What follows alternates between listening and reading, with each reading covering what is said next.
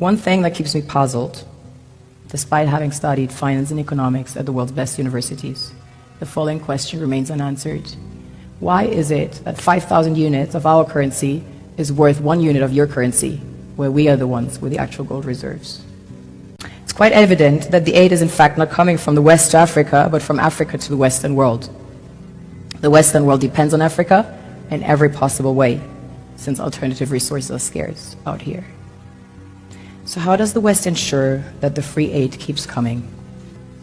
By systematically destabilizing the wealthiest African nations and their systems, and all that backed by huge PR campaigns, leaving the entire world under the impression that Africa is poor and dying and merely surviving on the mercy of the West.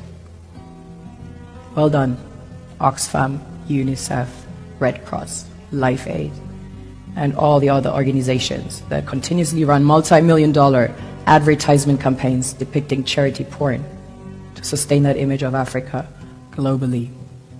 Ad campaigns paid for by innocent people under the impression to help with their donations. While one hand gives under the flashing lights of cameras, the other takes in the shadows. How can one expect donations from nations that have so little? It's super sweet of you to come with your colored paper in exchange for our gold and diamonds. But instead, you should come empty-handed, filled with integrity and honor. We want to share with you our wealth and invite you to share with us. The perception is that a healthy and striving Africa would not disperse its resources as freely and cheaply, which is logical.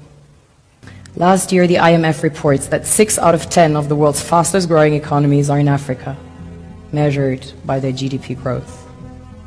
The French Treasury, for example, is receiving about $500 billion year in, year out. Foreign exchange reserves from African countries based on colonial debt they forced them to pay.